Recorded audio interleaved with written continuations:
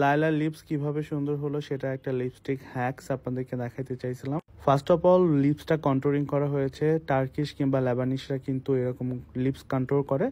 তারপর একটা lipstick shade দেওয়া হলো।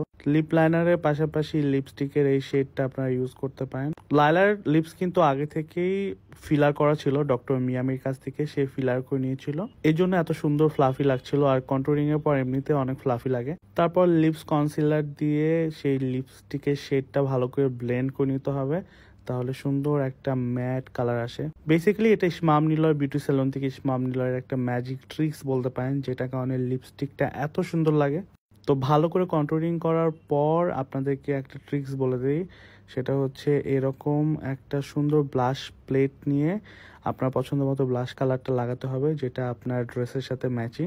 অবশ্যই লিকুইড ব্লাশ না, এরকম একটা ম্যাট ব্লাশ দিয়ে সুন্দর করে এটা বসাই দিতে হবে।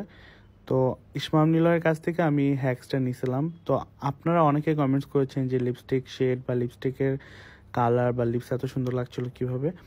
তো তারপর মানে যেটা করতে হবে, লিপস্টিকটা লাগাই দিতে হবে। তো লিপস্টিক লাগানোর পর দেখেন লিপস্টার শেপিং থেকে শুরু করে শেডিং সব কিছুই কিন্তু খুব সুন্দর লাগতেছিল দেখতে, ইভেন অনেক ফ্লাফি লাগতেছিল। আর মেকওভারটা এত জোশ ছিল যেটা বলার বাইরে, আই লুক থেকে শুরু করে সবকিছু। হেয়ার এক্সপার্ট সে, তো আপনারা তার কাছ থেকে মেকওভার নিতে পারেন। ইসমাম নিলয় বিউটি সেলুনটা হচ্ছে গুলশান নিকেতন বি ব্লকের 3 নাম্বার রোডে 62 নাম্বার হাউসের লিফটের 6-এ।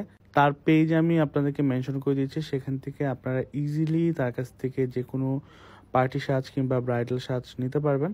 তো তারপর অ্যাটলিস্ট শ্যুটের আগে আমরা যেটা করছি, সেখানে ও একটা গ্লস ইউজ করছে। এই গ্লসটা এত ভালো ছিল, গ্লসটা দেওয়ার পর আরও বেশি চেঞ্জ লাগতেছিল।